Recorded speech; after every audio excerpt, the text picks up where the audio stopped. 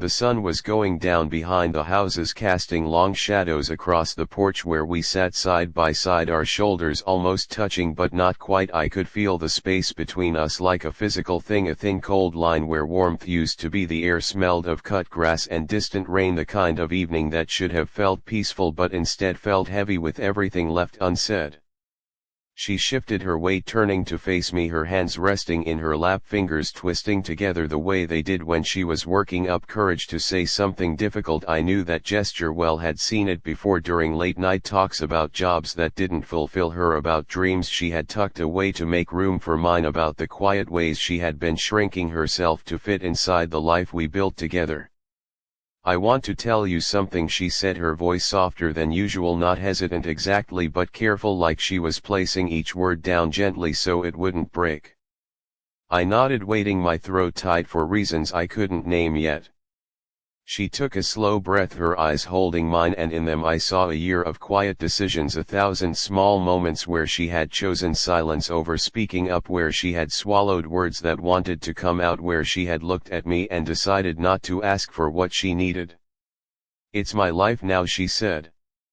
The words did not come out as an accusation, they were not angry or sharp, they were quiet and certain, like a fact she had finally accepted after a long time of denying it, like the sun rising or the tide turning, something inevitable that had been coming whether I saw it or not. I felt the ground shift beneath me, not dramatically but subtly, the way a room tilts when you realize you've misunderstood everything in it for a long time. I opened my mouth to speak but nothing came out. What could I say? I loved her, yes, but love had become a cage she had built around herself, not because I locked the door but because she kept choosing to stay inside for me. "You have your life," I started, then stopped. The words felt wrong already.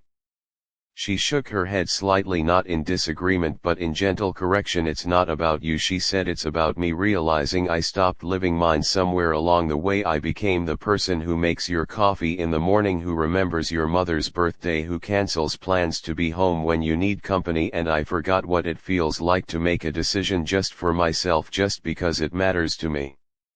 I looked at her, really looked at her, and saw the tiredness around her eyes, not the tiredness of sleepless nights but the deeper weariness of someone who has been carrying a weight no one else can see, the weight of pretending to be content when a part of you is starving. I could have said stay, I could have promised to change, to notice her more, to make space for her dreams. I could have reached for her hand and held on tight like a lifeline, like she was the only solid thing in a world coming apart, and maybe she would have stayed, out of habit, out of guilt, out of the comfort of what was familiar. But in that moment something in me understood a truth I had been avoiding. Love is not supposed to be an anchor that keeps someone from sailing, it is supposed to be the wind that helps them move forward, and if holding on meant keeping her from finding herself, then holding on would be the cruelest thing I could do. So I didn't reach for her hand, I didn't say the words that might have made her stay. I let the silence sit between us, heavy and full of all the things we would never say to each other again. She stood up slowly, brushing invisible dust from her jeans, her movements calm, certain she had made her choice and now she was living it, not running from me but walking towards something she couldn't name yet, something that called to her even though it scared her. I stayed seated, watching her walk across the porch to the steps. She paused there, one foot on the bottom step, one still on the wood of our porch, the threshold between what was and what would be. "Thank you," she said, turning back to me, her eyes glistening but dry. "Thank you for not making this harder than it needs to be." And then she walked away. I did not watch her get in the car, I did not listen for the engine starting. I sat there as the light faded from gold to deep blue, as the first stars appeared, as the air grew cool against my skin. I sat until my legs were stiff, until the house behind me was dark, until there was nothing left to do but stand up and walk inside to a silence that would take months to get used to. That night I made one plate of food, ate at the table where we had shared so many meals, washed one cup, one fork, one plate, the motions feeling foreign, my hands moving through a routine designed for two people, now performed by one, the kitchen light too bright, the rooms too large, the bed too wide. I thought about all the ways I had missed the signs, not because they weren't there but because I had not wanted to see them. The way she stopped talking about the art classes she used to love, the way she smiled less when friends asked about her work, the way she began spending Saturday mornings at the library alone, not hiding anything, just needing space to breathe without performing happiness for me. I had thought we were building a life together, but I had not noticed she was using all her materials to build mine, leaving herself with nothing to construct her own. And now she was gone, not because I failed her exactly, but because we had both failed to notice the slow erosion of who she was until there was almost nothing left to save. I lay in bed that first night staring at the ceiling, listening to the house settle around me, every creak a reminder of her absence, the clock ticking too loudly, the refrigerator humming in the kitchen, sounds that had always been there but that I had never noticed because her presence had filled the spaces between them.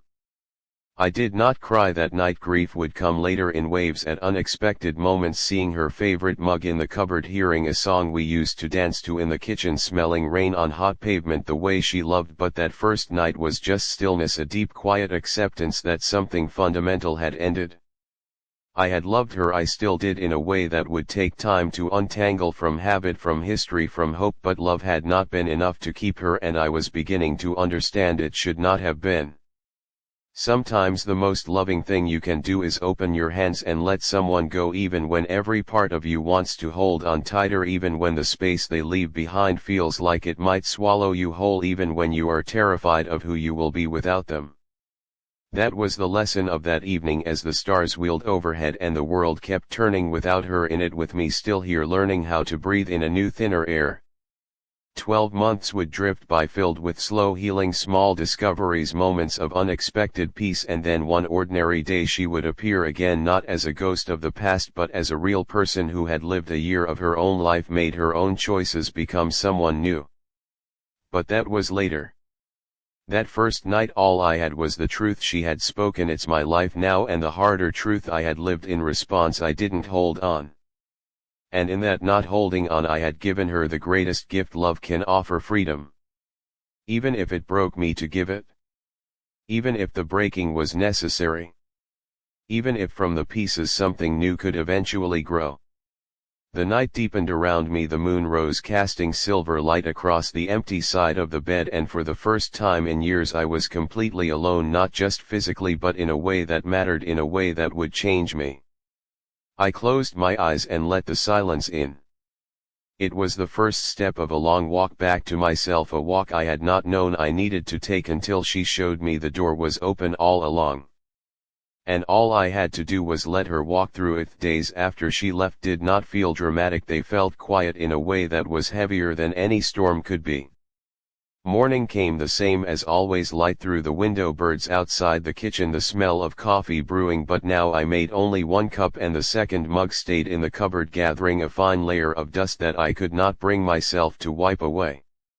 The house felt different, not empty exactly but changed, like a room where someone has moved the furniture slightly and everything feels off balance. You keep reaching for things in places they no longer are. I went to work each day, putting on the same clothes, following the same routines, smiling when expected but moving through the world like a ghost, my body present, my mind somewhere else, replaying that last conversation on the porch, wondering if I should have said something different, done something different, held on anyway even if it was wrong. But I had not held on. And the not holding on became its own weight to carry. Autumn arrived with crisp air and leaves turning gold and red, colors that should have felt beautiful but instead felt like reminders of things ending the way she had ended us, not with fire or anger but with a quiet turning away, like a leaf letting go of its branch because it was time. I walked through parks where we had once walked together, watching couples share benches and ice cream and quiet conversations. I did not feel jealousy, only a deep hollow space where something warm used to live. Friends called at first, their voices careful, full of questions. They did not ask directly, "How are you really?" they would say, and I would say fine, because what else was there to say? Fine was a word that fit over the truth like a thin blanket. It covered the shape of the pain but did not warm it. After a few weeks the calls came less often, not because they stopped caring but because there is only so long you can sit with someone else's sadness before you need to step back into your own life, and they had lives to live, jobs to do, children to raise, futures to build. I did not blame them. I would have done the same. Nights were the hardest. Darkness has a way of making silence louder. I would lie in bed staring at the ceiling, listening to the house make its small sounds, the floor settling, the pipes sighing, the wind against the window, each sound a reminder that I was alone, that the space beside me was empty, that no one was coming home to fill it. Some nights I would get up and walk through the rooms, turning on lights, not because I needed to see but because the darkness felt too much like the inside of my chest. I started running before sunrise, pounding pavement until my lungs burned and my legs ached, the physical pain a welcome distraction from the quieter ache inside. I ran until I could not run any more, then stood bent over, hands on knees, breathing hard, watching the sky lighten from black to gray to soft blue. The world kept turning. That was the strangest part.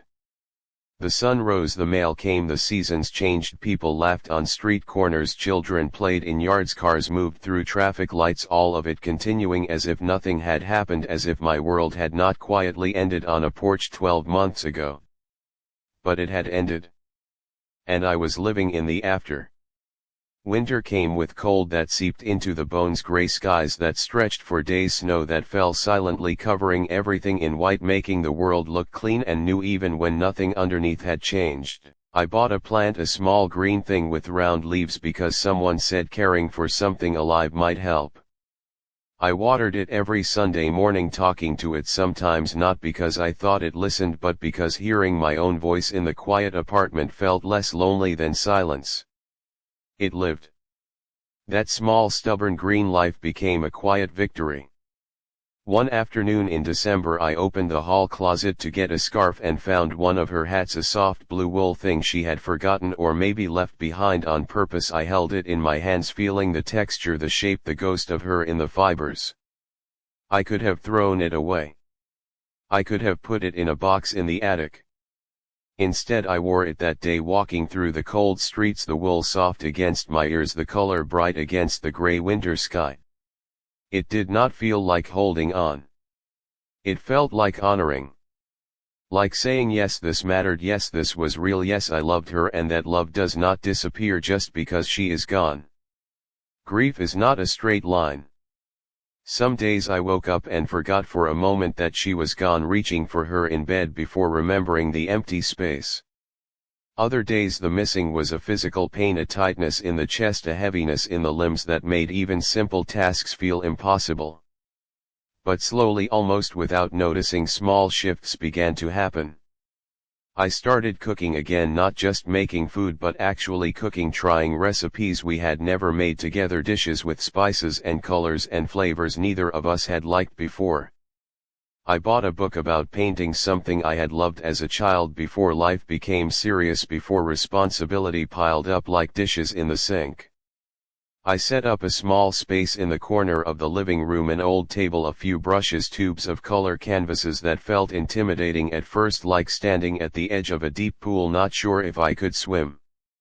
The first painting was terrible, colors, muddy shapes, unclear, but I did not throw it away. I hung it on the wall, not because it was good but because I had made it myself with my own hands in my own time for no one but me. That was the beginning of something I could not name yet. January turned to February, the snow melted, leaving behind mud and bare branches, the earth waiting patiently for spring. I noticed small things, the way sunlight hit the floor at 3 in the afternoon, how the neighbors started leaving cookies on my doorstep every Sunday, how the barista at the coffee shop remembered my order without asking. These were not big things. But they were real. And they were mine. One evening I sat on the same porch steps where we had last talked, the wood cold beneath me, the sky darkening to deep blue, stars beginning to appear. I did not feel the sharp pain of that night anymore. It had softened into something quieter, a scar instead of a wound. I realized I had stopped counting the days since she left. Time had become just time again, not a measurement of absence. That was progress. Not happiness, not healing, not yet. But progress. The hollow months had not been wasted. In the emptiness I had learned to sit with myself, to listen to my own thoughts, to discover what I wanted when no one else was there to influence the answer. I had learned that loneliness and aloneness are not the same thing. Loneliness is the ache of missing someone who should be there. Aloneness is simply being with yourself and learning that you are enough company. I was not there yet. But I was closer. 11 months in, I dreamed of her. We were walking through a field of wildflowers, tall grass brushing our legs, the sun warm on our skin. We did not speak, we did not need to, we just walked side by side, comfortable in the silence. When I woke, there were no tears, no tightness in the chest, only a gentle warmth, a sense of peace. I realized I was no longer waiting for her to come back. I was not even sure I wanted her to. Not because I did not love her anymore, but because I had begun to love the person I was becoming in her absence. That was the gift she had given me without knowing it. By leaving, she had forced me to find myself again. By not holding on, I had given her the same gift. We had both been living half-lives together. Now we were living whole lives apart. The thought did not break me anymore. It settled quietly in my chest like a truth I could carry without stumbling. The hollow months were ending. Spring was coming. And with it the possibility of something new, not a replacement for what we had lost, but something different, something built on the foundation of who we had become after the breaking. I went inside that night, leaving the porch to the stars and the quiet. The house was still quiet. But it no longer felt empty. It felt like mine. And that was enough for now. Enough to keep going. Enough to water the plant. Enough to mix colors on a palette. Enough to believe that 12 months from that porch step something might shift again. Something unexpected. Something like her standing in a grocery store reaching for kale. But that was still 1 month away. For now there was only this quiet evening, this small green plant, this painting on the wall, this life slowly becoming my own again. And it was enough. The first sign of spring came not with flowers but with light. One morning in March I woke before my alarm and saw it, the sun hitting the wall across from my bed at a different angle, warmer, softer gold instead of winter gray. It painted a rectangle of light that moved slowly across the floor as I watched, and for the first time in months I did not feel the urge to pull the covers over my head and hide from the day. I got up. I made coffee, 2 mugs out of habit, then poured one back into the pot, my hands moving without thought, the routine still there even when the reason for it was gone. But something had shifted. The hollow feeling that had lived in my chest all winter had not disappeared, but it had changed shape. It was no longer a sharp emptiness, it was becoming a space something could grow into if I let it. I decided to go for a walk, not my usual pre-dawn run where I pushed my body until it had no room for thought. This was different, slower. I walked without destination, following streets I had never explored, watching houses wake up, curtains opening, porch lights switching off, smoke curling from chimneys, the ordinary magic of a new day. A woman walking a dog nodded as we passed.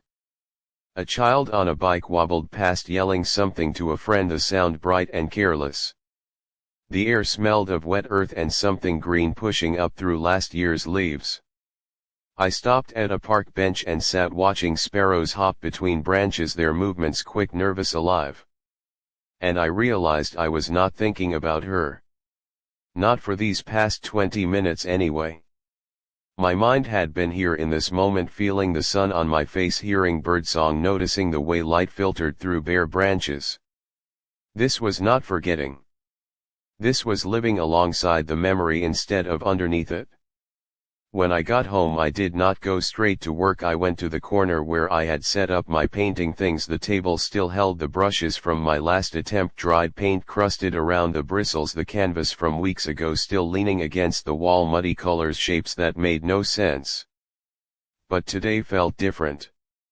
I squeezed fresh paint onto a palette, not carefully, not following any rules, just colors that felt right together, blues and greens and a touch of yellow like the light through new leaves. I dipped a brush and touched it to canvas. No plan, no image in mind, just movement. The brush dragged color across the surface, leaving a trail like a path through forest. Another stroke, wider, darker. My hand moved without thinking, my body remembering something my mind had forgotten, the simple joy of making a mark that did not need to mean anything. Hours passed. I did not notice until my back ached from standing and the light in the room had shifted. I stepped back. The painting was not good, not in any technical way, but it was alive, it had energy, movement, feeling. It was not a picture of something, it was a feeling made visible. And it was mine. Completely mine. No one had told me what colors to use or what shape to make or when to stop. I had decided. That small truth settled deep in my bones. I could decide things again. Not just what to eat for dinner or which route to drive to work, but real decisions about who I wanted to be, how I wanted to spend my time, what mattered to me when no one was watching. That night I cooked a meal with ingredients I had never tried before, spices from a jar with a foreign name, vegetables I did not know how to prepare. I followed no recipe, just smelled, tasted, adjusted, added more salt, more heat, more time until it tasted right to me. I ate at the table with a candle burning, not because it was romantic but because the flickering light felt alive in the quiet room. The plant on the windowsill had grown new leaves, small bright green things reaching toward the sun. I watered it, talking softly about my day, not because I thought it listened but because the act of speaking my thoughts aloud made them real, made me real in a way silence never could. April brought rain, soft steady showers that turned the world green overnight. I bought boots and walked through puddles like a child, the splash of water, the smell of wet pavement, the gray sky pressing down not as a weight but as a blanket holding in warmth. I started saying yes to things I would have refused before. Coffee with a co-worker who asked about my weekend. A community art class held in the basement of the library. A volunteer shift at the animal shelter, walking dogs who pulled hard on their leashes, eager for the world. Each yes was small, but each one built something inside me, a muscle of connection that had grown weak from disuse. At the art class I sat beside a man with silver hair and paint on his hands. He did not ask about my life, he did not offer advice, he just painted and sometimes made quiet comments about color mixing or brush technique. His presence was easy, no demand, no expectation, just two people making marks on canvas, sharing a space without needing to fill it with words. One afternoon at the shelter I walked a dog named Bear, a large gentle creature with sad eyes and a wagging tail. He leaned against my leg as we walked, his weight solid, real, comforting in a way human touch had not been for months. We sat on a bench together, he rested his head on my knee and sighed a deep contented sound. In that moment I felt a simple truth. I was not alone. Not really. The world was full of living things seeking connection, dogs needing walks, plants needing water, neighbors needing a wave, artists needing a quiet space to create. I had been so focused on the one absence that I had missed all the presences waiting around me. May arrived with heat and blossoms, trees exploding in pink and white, clouds of flower petals drifting on the breeze like snow in reverse. I started biking to work, taking the long way along the river, watching water move steady, constant, changing with light and weather but always moving forward. One Saturday morning I woke early and drove to a lake an hour outside the city, a place I had never been. I walked the shoreline, hands in pockets, watching geese glide across the water, their reflections perfect copies beneath them. I found a flat stone and skipped it across the surface, 1 bounce, 2, 3, 4 before it disappeared. A small victory. A moment of pure presence. No past, no future, just the arc of the stone, the ripple spreading outward, the sun warm on my shoulders.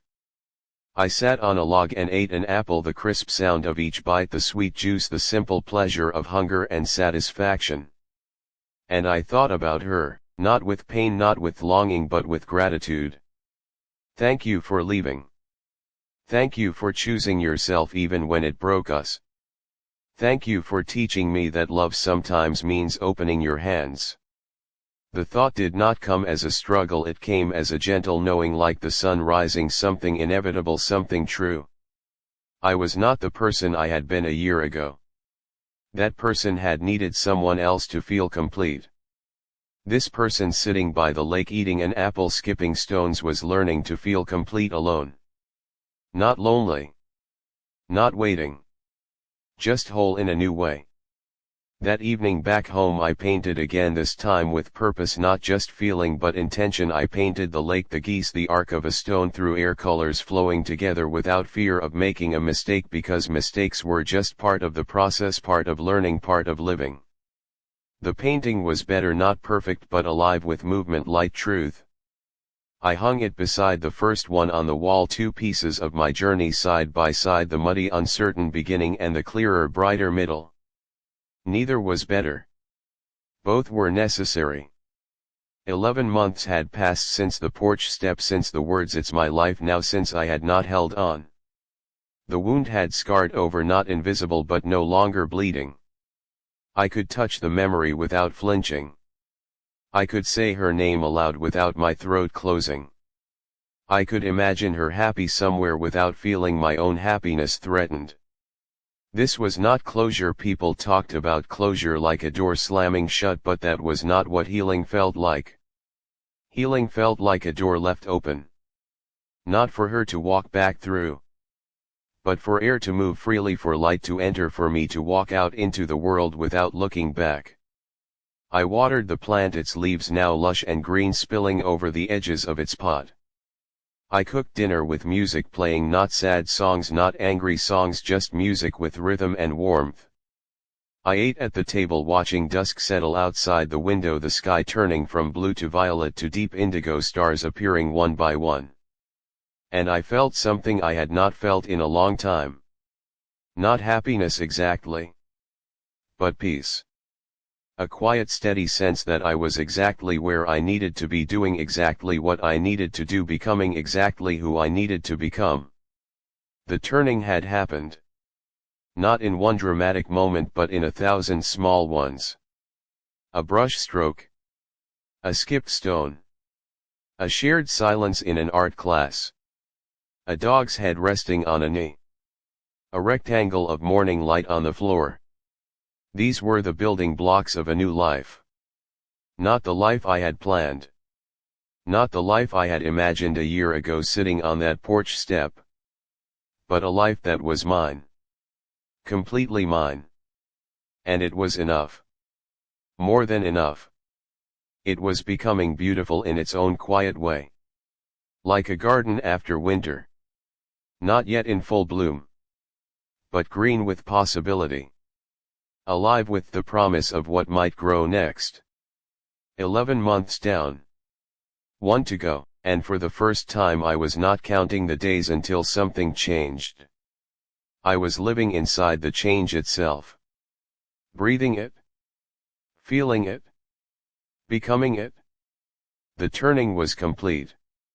And what came next would be something new entirely. 11 months had passed since that evening on the porch.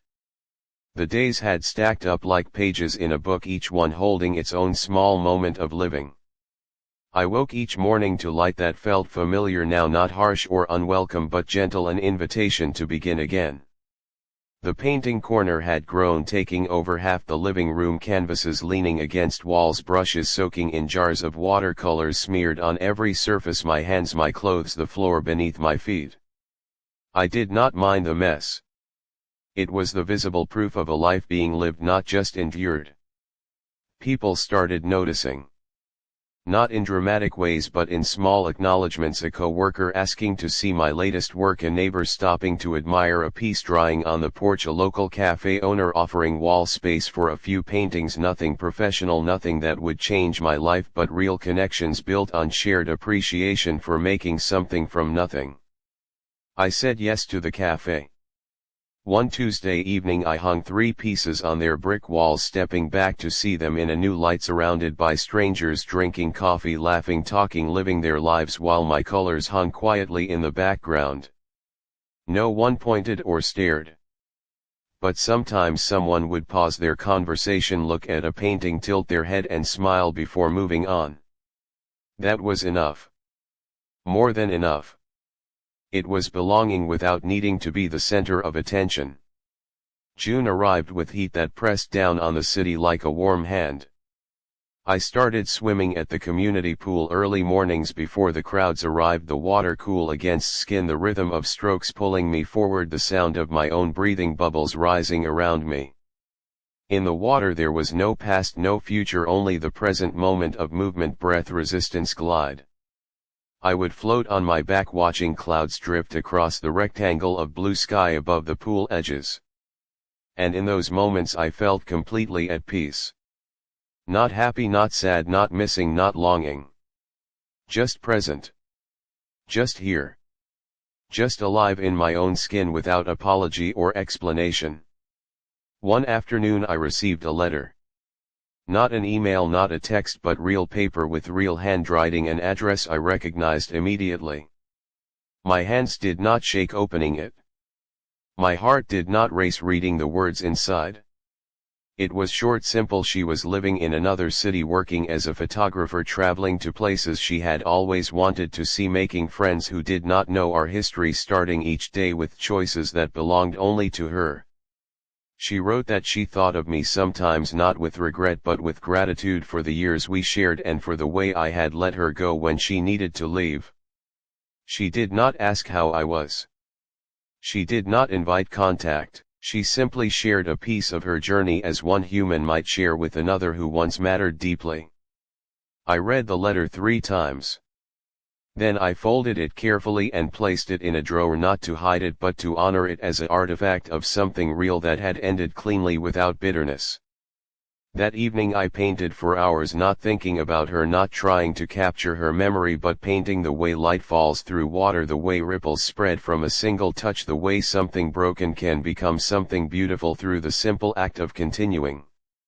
The painting that emerged was my best yet. Not because of technique or skill but because it held truth without trying to be pretty. It held the messiness of healing, the uncertainty of growth, the quiet courage of starting over. It held me. Completely me. 11 months and 3 weeks. I woke one morning and realized I had not dreamed of her the night before. Not because I had forgotten her but because my mind was no longer searching for her in sleep. My subconscious had made peace. The space she once occupied in my thoughts had not disappeared but had transformed into something else, a quiet garden where memories could rest without demanding attention. I made breakfast: 2 eggs, toast, coffee. I ate slowly, watching sunlight move across the table. I thought about the day ahead, not with dread or obligation but with genuine interest. What would I paint? What would I learn? Who would I meet? These were not questions of survival anymore. They were questions of living. That afternoon I went to the grocery store, the same one I had visited every week for a year, walking the same aisles, picking up the same items: milk, bread, fruit, vegetables. But today felt different.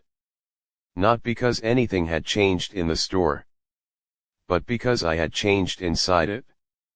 I moved through the aisles with ease, not rushing, not dragging my feet, just moving, present in my body, aware of my surroundings, noticing the colors of fruit, the sound of shopping carts, the faces of other people, each one living their own story, full of joys and sorrows I would never know. I reached the produce section. The greens were fresh, dew still clinging to leaves. I selected a bunch of kale, the dark green leaves sturdy in my hand. And then I turned. And there she was. Not a ghost, not a memory, not a dream.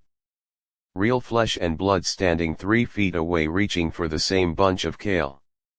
Our eyes met. And time did not stop. It did not rewind or fast forward. It simply held still for 1 breath, 2 breaths, 3. Her face was the same but different, softer around the edges, her hair shorter, her posture straighter. She stood like someone who had learned to carry her own weight without apology. She smiled.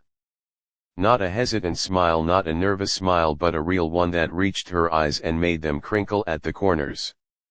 "You look lighter," she said, her voice familiar yet changed, like a song heard after many years, the melody the same but the singer older, wiser. "So do you," I answered, my voice steady, my hands calm around the kale. We stood there among the vegetables, the fluorescent lights humming above us, the air smelling of earth and water and life. No one rushed us. No one demanded explanation. We simply stood, 2 people who had loved each other once, who had chosen different paths, who had both survived the choosing.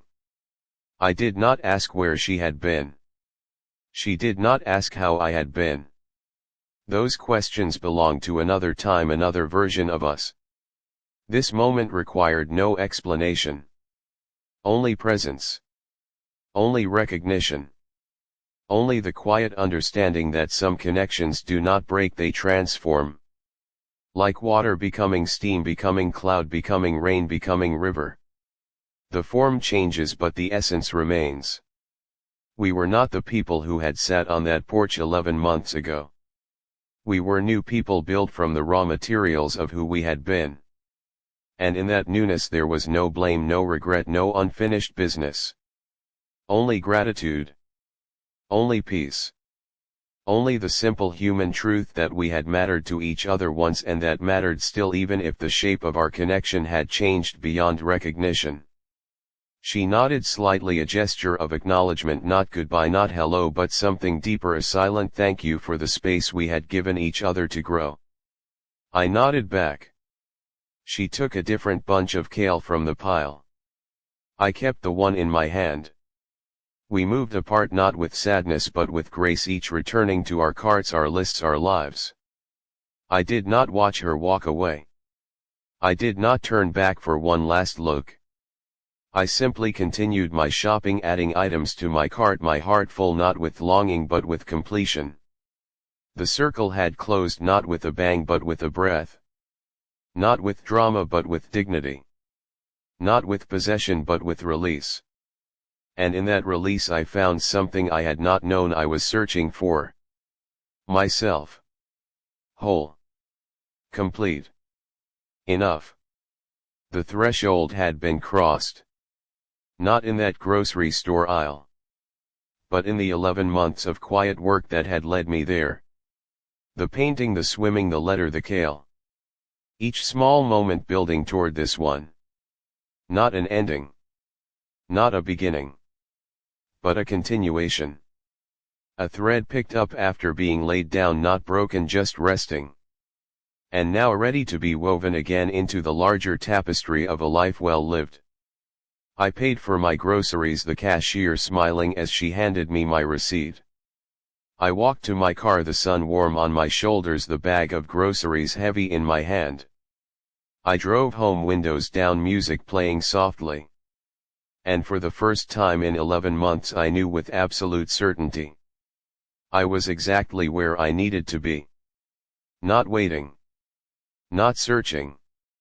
Not healing. Just being. And that was the greatest gift of all. The threshold was behind me. The path ahead was open. And I was ready to walk it. Not alone. Not with her. But with myself as my own truest companion. And that was enough. More than enough. It was everything.